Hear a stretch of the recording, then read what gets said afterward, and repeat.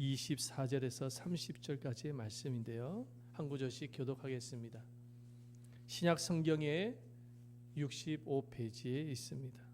24절에서 30절입니다. 예수께서 일어나사 거기를 떠나 두로 지방으로 가서 한 집에 들어가 아무도 모르게 하시려 하니 하나 숨길 수 없더라.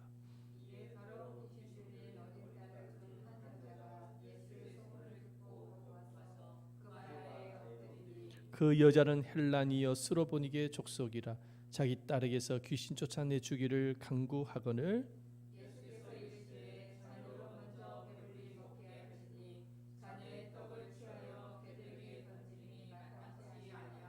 여자가 대답하여 이르되 주여 올소이다마는 상 안에 개들도 아이들이 먹던 부스러기를 먹나이다.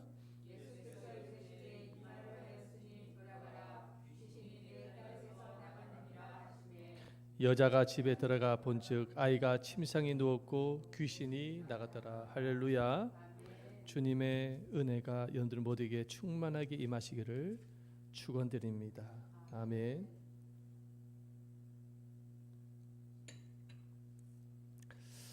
여러분들은 인생을 살아가면서 내가 기도한 대로 될 때가 많습니까? 안 될 때가 많습니까? 솔직한 심정으로 한번 생각을 해보시기를 바랍니다. 저는요, 전자보다 후자가 더 많은 것 같아요.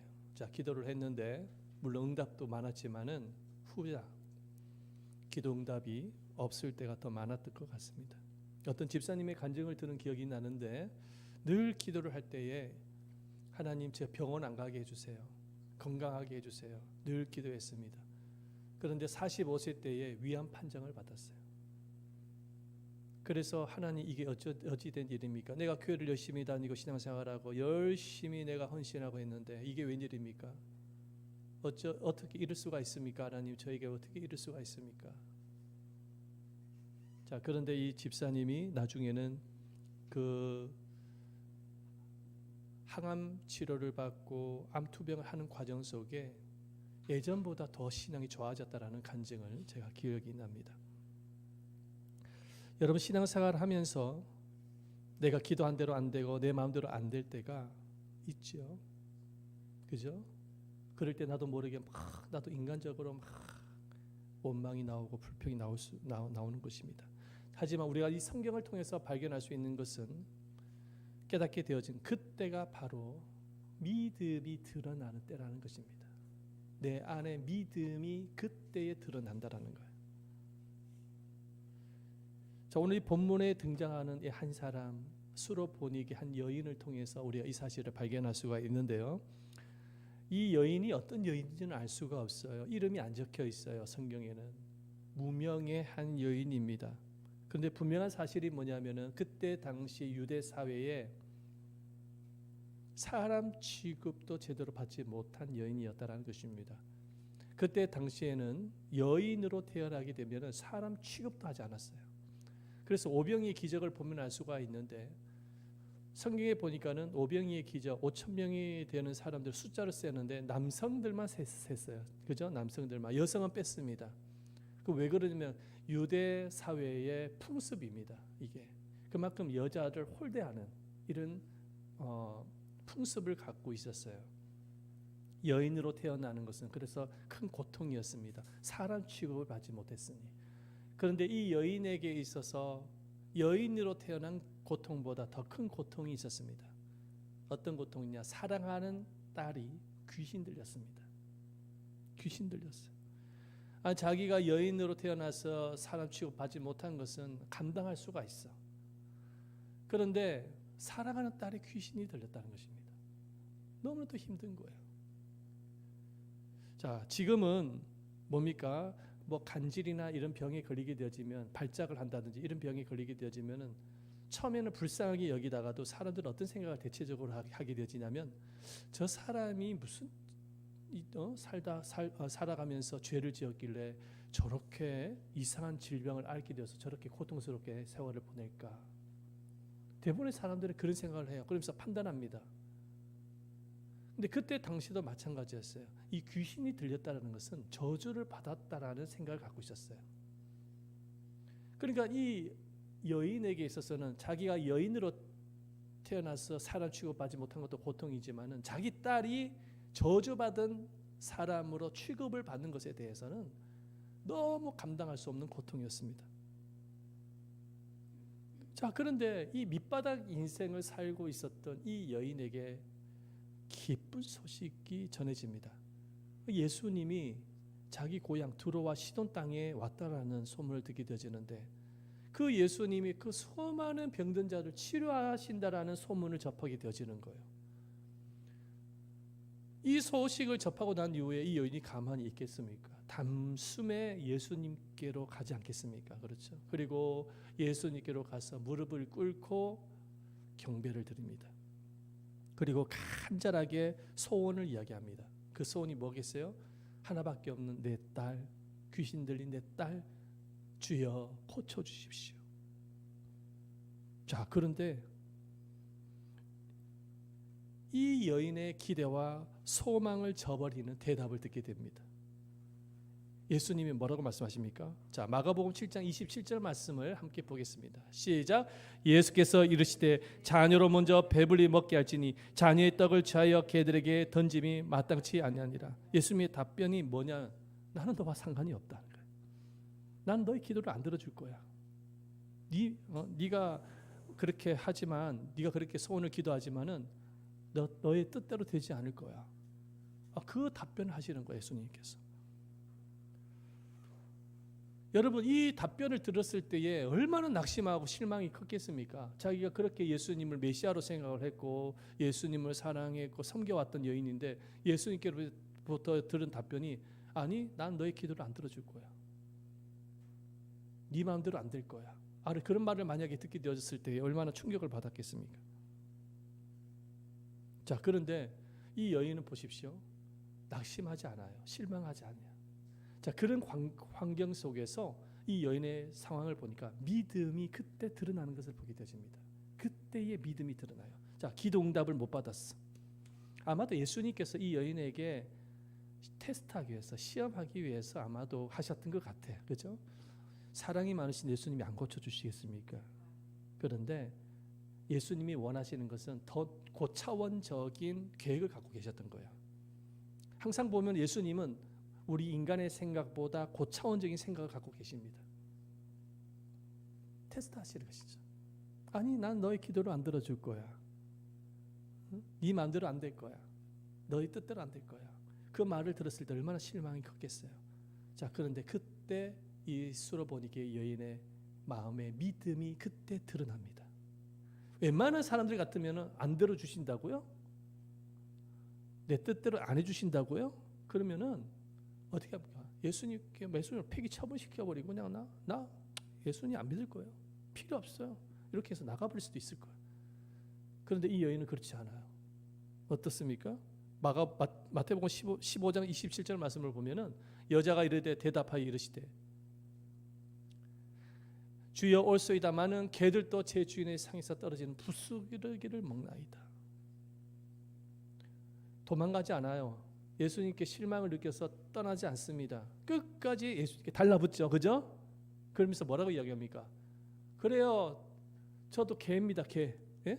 맞습니다. 예수님 말씀에 저 개입니다. 그래, 그 개들도 주인의 상에서 떨어지는 부스러기를 먹지 않습니까? 부스러기 은혜라도 좋으니 주님 도와주세요. 부스러기 은혜라도 좋으니 도와주세요. 근데 예수님께서 이 여인의 믿음을 보셔서 감탄하십니다. 그리고 믿음을 칭찬하십니다. 자, 마태복음 15장 28절 말씀 보십시다. 이에 예수께서 대답하여 이르시되 여자여 내 믿음이 뭐다? 크도다. 할렐루야. 그러니까 예수님이 보고 싶었던 것이 뭐였어요? 믿음이었던 거예요. 자, 예수님이 기도 응답을 안 해주세요. 네 마음대로 안 될 거야. 내 뜻대로 안 될 거야. 거절하세요. 충격적인 대답을 들은 거죠. 여자의 입장에서. 그죠? 그런데 믿음을 보이니까는 예수님이 그제서야 칭찬하시는 거예요. 내 믿음이 뭐다? 크도다. 그러니까 사람이 생각하고 있는 그 생각보다 하나님은 고차원적인 생각을 갖고 계시는 거예요. 항상 내 입장에서 늘 상황을 보면서 낙심하거나 실망하면 안 됩니다. 그 이상의 하나님을 생각하고 계시는 거예요.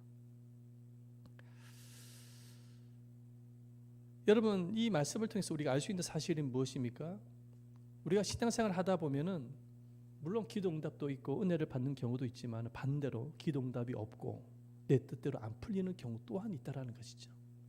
이 수로보니게의 여인처럼. 그럴 때 어떻게 해야 됩니까? 낙심하고 절망하고 원망하고 불평하고 화내고 하나님 어떻게 나에게 이럴 수가 있어? 그러면서 박차고 일어나야 됩니까? 아니에요. 그때서야 비로소 믿음을 드러낼 때는 것입니다. 이 수로보니게의 여인처럼 그때서야 비로소 믿음을 나타내는 거예요. 그랬을 때 예수님께서 내 믿음이 크도다. 그래서 기도해도 안 될 때에 내 뜻대로 안 풀릴 때에 참된 믿음을 가진 사람은 어떻게 반응을 하는지 세 가지로 한번 살펴보겠습니다. 첫 번째입니다. 다 같이 읽어봅니다. 시작. 주님을 주님으로 고백하며 내 기도도 응답을 안 받아. 내가 원하는 뜻과 완전히 반대되는 상황이야. 그런 상황으로 가는 거야 항상. 나도 모르게. 그럴 때에 우리가 주님을 주님으로 고백하면서 더 주님께 가까이 나가야 돼요. 수로보니게 여인이 그렇게 하고 있잖아요. 그죠? 대부분의 사람들은 하나님을 실망합니다. 기도 응답 못 받고 원하는 대로 풀리지 않고 내 뜻대로 잘 풀리지 않을 때 실망하잖아요. 그죠? 교회에서 간증을 듣다 보면 주로 어떤 간증입니까? 내가 몸이 아파가 병이 걸렸는데 뭐 사고를 당했는데 주님이 오셔서 내 병을 치료해 주셨다. 그런 간증을 많이 듣죠. 그런 간증을 계속해서 듣다 보니까는 대부분의 성도들은 어떤 생각을 가지고 있냐면은 주님은 내가 힘들 때 어려울 때 도와주시는 분으로만 생각해요. 물론 도와주시죠. 주님이 사랑이 많으신 주님이 사랑하는 자녀의 기도를 응답하십니다. 자, 그런데 도와만 주실까요? 아니요. 수로보니게 여인처럼 했던 것처럼 똑같이 거절도 하시는 것입니다. 기도 응답도 안 해주시고 내가 원하는 뜻대로 반대되는 상황을 만들어 가십니다. 그래서 더 답답하게 만들어요. 이유가 뭐죠? 뭘 보기를 위해서? 믿음인 것입니다. 할렐루야. 믿음인 거예요. 결국은. 자, 기도 응답을 안 해줬어 하나님이. 내가 원하는 뜻대로 반대 방향으로 가는 거예요. 자, 그럴 때 하나님께서 정말로 보고 싶어하는 것은 믿음이거든요. 그래서 참된 믿음을 그때서야 나타내야 할 때라는 것입니다. 그 상황이 바로 하나님 앞에 내 믿음을 드러내야 될 때라는 거예요. 할렐루야. 그래서 주님 앞에 믿음으로 더 가까이 나아가야 하는 거예요.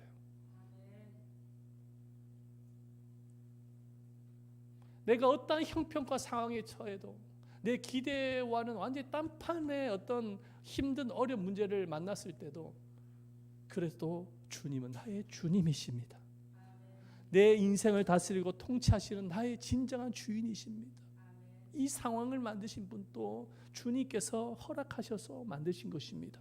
반드시 이 상황 속에서도 주님은 저를 향한 놀라운 고차원적인 계획을 갖고 계심을 믿습니다.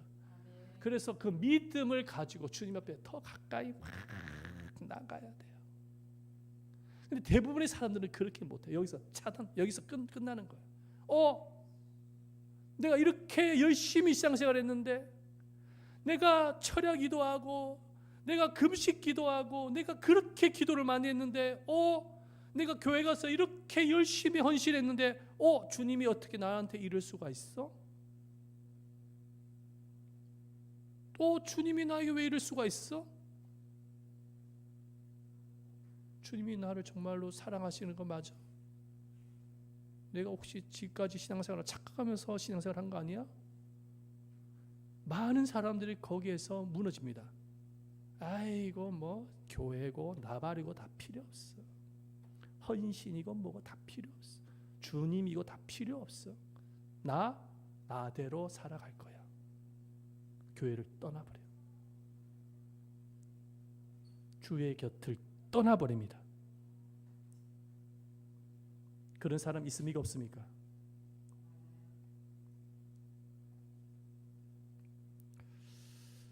그건 믿음이 아니죠. 믿음이 아니에요. 그거는 믿음이 아닙니다. 하나님을 나의 어려움을 해결해 줄 도구로만 생각했던 거예요. 지금까지. 진짜 믿음은 뭐냐? 내가 어떤 형편에 처해져 있든지 상황에 처해져 있든지 주님은 나의 주님이십니다. 어려도 힘들어도 나의 주님, 기도응답이 없어도 나의 주님. 모든 것은 주님의 나의 인생의 주인이십니다. 내가 내 원하는 뜻대로 풀리지 않아도 주님은 나의 주님이십니다. 이것이 바로 예수님을 주님으로 부르는 진정한 믿음인 것입니다. 아멘. 그래서 이 스로보니게의 여인의 고백을 한번 보세요. 마가복음 7장 28절 말씀이죠. 한번 보십시다. 시작. 여자가 대답하여 주여. 예수님이 스로보니 여인에게 거절했잖아요. 그죠? 근데 여자가 대답하여 이럴 때 뭐라고 합니까? 주여. 그죠? 주님은 나의 주님이십니다. 주님이 나의 기도를 응답해 주지 않으셨고 내가 원하는 뜻대로 풀리지 않았지만 그래도 괜찮아요. 그래도 괜찮아요. 그래도 주님은 나의 주님이십니다. 고백하는 거예요. 예수님이 그래서 스로보니게 여인의 믿음을 보셔서 믿음이 크도다 칭찬하시는 거예요. 이게 진짜 믿음이에요. 사실은 이게 이런 믿음을 가지시기를 축원드립니다. 자, 두 번째, 우리가 기도응답이 없고 상황이 내 뜻대로 풀리지 않을 때는 어떻게 됩니까? 두 번째입니다. 보여주세요. 주님 앞에 설 자기 없음을 깊이 인정해야 됩니다.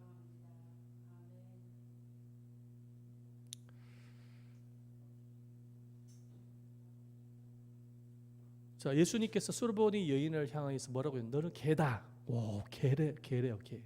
개 취급을 했어요. 그렇죠? 그럼에도 불구하고 이 스로보니게 여인이 상처를 받지 않아요. 놀라운 것은 오히려 상처를 받지 않고 주님 앞에 더 가까이 나갑니다. 그래요, 저는 개입니다. 그러나 그 주인의 상에서 떨어지는 부스러기라도 괜찮으니 그거라도 주십시오. 나는 개입니다. 상처를 받지 않아요. 그렇게 고백을 할 수 있었던 이유가 뭐냐면 스로보니게 여인은 정말 개보다 더 못한 죄와 허물로 인해서 망가진 인생임을 스스로 인정했던 거예요. 여러분, 기도응답이 없고 또 내가 원하는 대로 뭔가 풀리지 않고 그래도 우리가 주님을 주인으로 인정을 하면서 가까이 나가야 될 이유가 뭐냐면 여러분, 우리는 죄인이에요. 개보다 더 못한 허물이 많은 죄인입니다. 그렇지 않습니까? 이 죄인이 주님께 구해야 될 것은 은혜밖에 없거든요. 사실은. 그래서 형편이 어떠하든지 상황이 어떠하든지 간에 내가 죄인임을 깨닫는 사람은 주님 앞에 나아갑니다. 자, 지금 예수님이 이 스로보니게 여인을 향해서 개취급을 하지 않습니까? 자, 27절 말씀 다시 한번 보십시다. 예수께서 이르시되 자녀로 먼저 배불리 먹게 할지니 자녀의 떡을 취하여 개들에게 던짐이 마땅치 아니라. 지금 이 스로보니게 여인을 향해서 개래요, 개. 여러분, 사랑의 주님이 이 여인한테 개 취급을 하고 있는 거예요. 어떤 학자는 이 개라는 단어가 애완견을 의미하는 것이라고 주장을 합니다. 그래서 상처를 안 받을 것이라고 이야기하는 학자들도 있습니다. 자, 그런데 저는 그분께 되묻고 싶어요. 예수님이 당신을 개라고 물으면 좋겠냐고요. 우리가 애완견은 굉장히 사랑하고 좋아합니다. 그렇죠? 자, 그런데 어떤 사람이 여러분을 향해서 개 취급을 한다면, 강아지 취급을 한다면 기분이 어떨까요? 굉장히 상할 겁니다. 제가 운전을 하다 보면 종종 가끔 그런 사람을 만나요. 창문을 탁 내려가서 나를 향해서 이 개새 하면서 욕을 해요. 막. 왜 끼어들어 하면서 이 개새. 나는 정시인데 나한테 자꾸 이씨래. 그런 말 한마디만 들어도 솔직히 기분이 확 상해버려요. 하루에 큐티를 하고 마음의 평안을 가졌는데 그 말 한마디만 들으면 기분이 상해버립니다. 평안이 다 깨져버려요.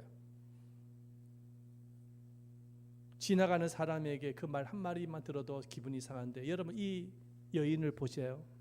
지금까지 사랑했던 예수님이셨어요. 주님을 섬겼던 여인입니다. 사랑하고 섬겼던 예수님이 그 여인을 향해서 너는 개야. 개 취급을 한 거예요. 여러분 상처가 되겠어요? 안 되겠어요? 되죠. 여러분이 스로보니게 여인의 입장이었다고 한다면 어떻게 반응하시겠습니까? 어떻게 반응하시겠어요? 글쎄요, 잘 모르겠는데 거의 한 80-90%가 이럴 것 같아요. 사랑의 주님이 나를 개 취급하시네. 주님, 내가 왜 개예요? 주님의 자녀이지. 어찌하여 나를 개 취급을 하세요? 내가 주님을 지금까지 믿고 왔고 사랑했는데 이게 웬일이에요?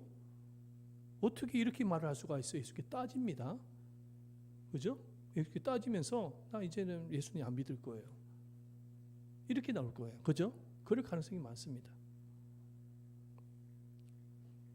자, 그런데 이 여인이 그런 개 취급을 받았음에도 불구하고 어떻게 반응합니까? 그래요. 저는 개입니다. 아니, 개보다 더 못한 죄와 허물로 무너진 인간입니다. 그러면서 주님께 정말 낮아진 심정으로 주님께 가까이 나오는 모습을 보게 되십니다. 부스러기라도 좋으니 주님, 부스러기 은혜도라도 좋으니 그거라도 주세요. 그렇게 이야기하는 거예요. 고백하는 거예요. 마가복음 7장 28절에 보니까 여자가 대답을 이러대요. 주여, 뭐요? 옳소이다. 그러면 내가 개라는 거예요. 옳습니다. 예수님의 말씀이 맞습니다. 저는 개입니다. 아니, 개보다 더 못한 죄인입니다. 자, 그렇게 고백하는 거예요. 여러분, 이런 겸손한 여인에게 은혜를 안 주시겠습니까? 그렇죠? 자신이 허물과 죄로 완전히 무너진 인생이라는 사실을 깨닫는 사람은 개 취급을 받아도 상처를 안 받아요. 더욱더 주님 앞에 가까이 더 나아가지.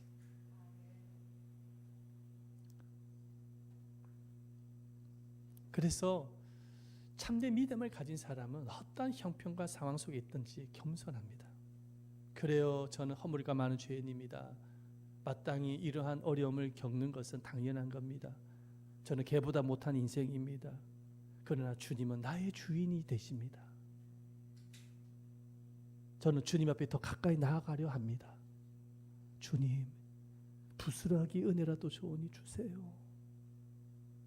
주님의 은혜를 먹고 살아가야지 주님의 은혜가 아니고서는 살아갈 수 없는 존재입니다. 겸손한 사람은 그렇게 나와요. 진짜 믿음을 가진 사람은 그렇게 나옵니다. 세 번째 보십시다. 기도해도 안 되고 내 마음대로 안 될 때 참된 믿음을 가진 사람은 어떤 반응합니까? 시작.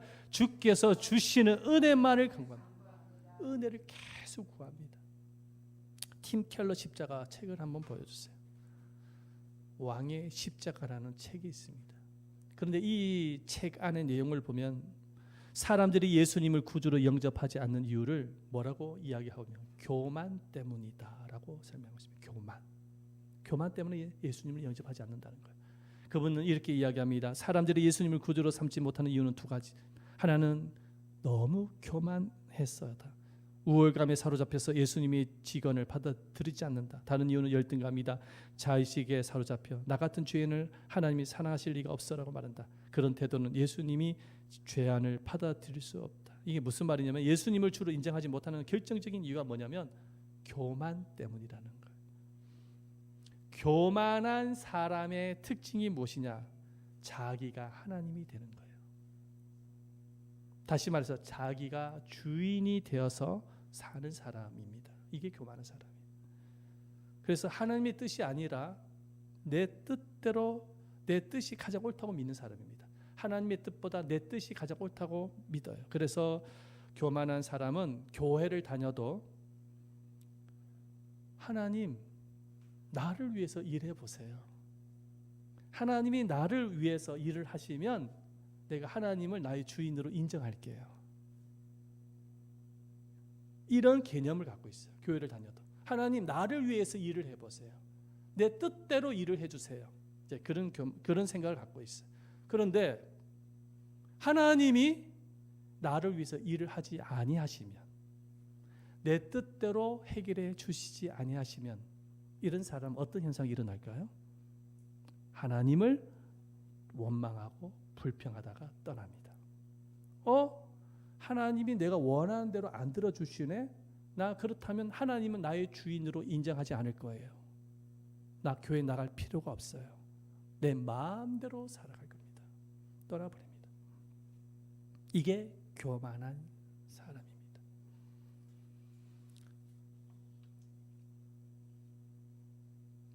자기가 원하는 대로, 자기가 생각하는 대로 해결해 주지 아니하신다면 하나님을 폐기 처분시켜 버리는 거죠. 하나님을 자기를 도와줄 도구로만 생각하고 있는 거예요. 자, 그런데 여러분, 겸손한 사람은 어떤 사람일까요? 내가 주인이 아니라 하나님이 주인인 거예요. 하나님이 나의 기도도 응답해 주시는 은혜도 있지만 응답 안 해주셔도 괜찮아. 거기도 하나님의 뜻이 담겨져 있어. 내 상황이 잘 풀릴 때도 있지만은 잘 풀리지 않아도 그 상황 속에 또 하나님의 뜻이 있는 거예요. 모든 주권은 하나님께 있습니다 라고 믿는 것입니다. 그래서 어떻게 살아갑니까? 부스라기 은혜도 좋으니 은혜만을 구하며 살아갑니다. 주님, 은혜를 주십시오.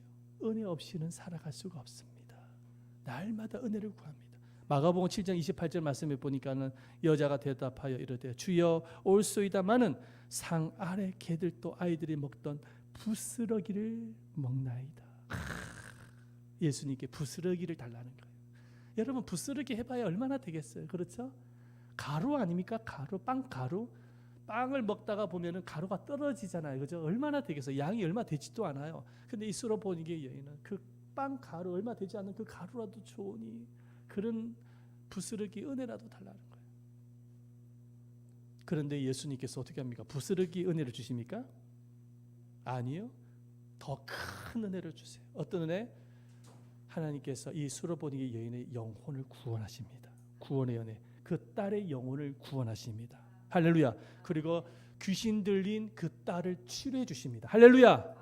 그리고 성경에 이 여인의 믿음의 그 큰 믿음을 기록을 하셔서 온 세상에 빛이 나게끔 하나님이 만들어 주세요. 큰 은혜죠. 아멘. 여러분, 하나님이 우리에게 은혜를 주실 때 부스러기 은혜를 주실까요? 그렇게 째째하신 분이실까요? 은혜를 주시면 큰 은혜를 주시지 부스러기 은혜를 주실까요? 여러분, 하나님께서는 그래서 우리에게 큰 은혜를 주셨잖아요. 십자가를 통해서 자신의 독생자까지 내어주신 큰 은혜를 주셨지 않습니까?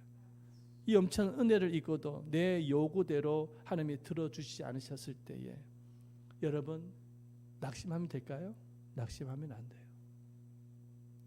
요구를 들어주지 않는 것 또한 하나님의 은혜입니다. 주님, 요구를 들어주셔도 감사하고 요구를 들어주지 않으셔도 감사하고, 주님은 어떤 형편과 상황 속에 있든지 주님은 나의 진정한 주인이 되십니다. 나의 주가 되십니다. 주님, 제가 구할 것은 부스러기 은혜도 좋으니 주님 은혜 주세요. 작은 은혜도 괜찮습니다. 은혜 주세요. 그러면서 여러분, 기도응답이 없고 형편이 어렵고 상황은 점점 꼬여가고 어려운 상황 가운데 있다고 할지라도 부스러기 은혜라도 좋으니 주시옵소서.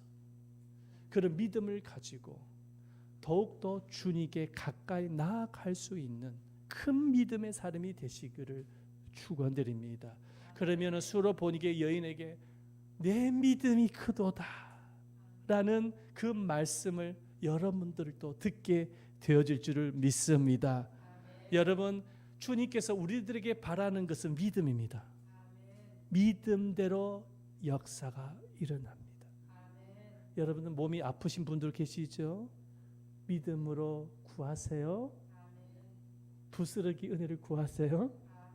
주님이 큰 은혜 주실 거예요. 여러분, 상황이 좀 꼬이고 힘든 사람들 있죠? 마음적으로 힘든 사람이 분명히 있을 줄 압니다. 은혜를 구하세요. 부스러기 은혜라도 좋아요.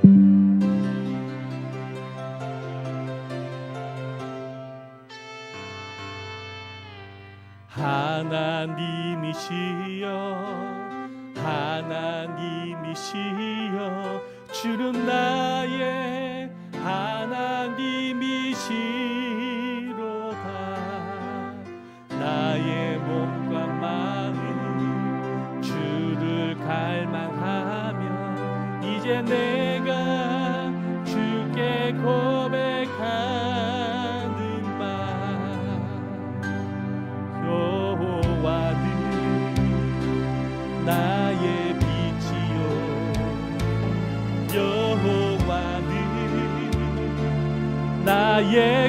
구원이시니 내가 누구를 두려워하리요. 여호와는 생명의 피난처시니 주의 인자가 생명보다 나으로. 내 입술이 여호와를 찬양하리. 내 평생에 주를 찬양하며 주의 이름으로 내 손 들리라. 하나님이시여, 하나님, 가슴에 손 얹고 하나님이시 누구죠? 주는 나의 하나님이시로다. 나의 몸과 마음이 주를 갈망하며 이제 내가 주께 고백하는가. 여호와는 누구시라고요? 여호와는 나의 빛이요 나의 빛이요 여호와는 나의 구원이시니 나의 구원이시니 내가 누구를 두려워하리요. 여호와는 생명의 피난처시니 주의 인자가 생명보다 나으므로. 내 입술이 여호와를 찬양하리. 내 평생에 주를 찬양하며 주의 이름으로 내 손 들리라. 주의 인자가 생명보다 나으므로 내 입술이 여호와를 찬양하리.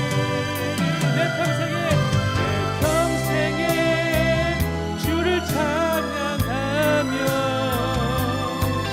주의 이름으로 내 손 들리라. 주의 이름으로 내 손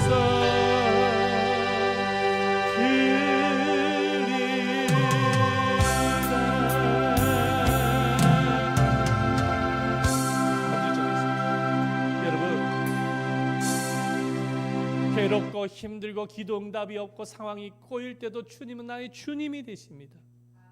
그럴 때도 주님을 찬양할 수 있는 게 믿음이에요. 그럴 때도 주님을 경배하고 감사할 수 있는 게 진짜 참 믿음이에요. 주님께서 그 믿음을 원하고 계시는 것입니다. 그리고 내 믿음이 크도다 칭찬하시는 것입니다. 내가 원하는 대로만 잘 풀리고 내가 뜻하는 대로만 잘 풀리면 하나님을 그냥 내가 원하는 대로 풀리는 도구로만 생각하는 것밖에 안 되는 거예요. 그건 하나님이 아닌 거예요. 내 의지대로만 살아가는 거예요. 여러분 이 시간에 간절한 마음으로 기도하십시다. 여러분 우리가 신앙생활을 하는 가운데에 기도 응답보다 기도 응답을 받지 못하는 경우가 더 많아요. 내 뜻대로 풀리는 것보다 내 뜻대로 풀리지 않는 경우가 더 많습니다. 인생을 살다 보면 그래요. 하지만 그런 형편과 상황 속에 있다고 할지라도 주님은 나의 주님이십니다. 그 환경 속에도 주님을 찬양하겠습니다. 주님께 감사하겠습니다. 주님께 예배하겠습니다. 솔로몬에게 영처럼 부스라기 은혜라도 좋으니 주십시오. 주님 은혜가 아니면 살아갈 수가 없습니다. 구하는 여러분 되시기를 바랍니다. 다 같이 주여 외치시면서 통성으로 기도하며 나아가겠습니다.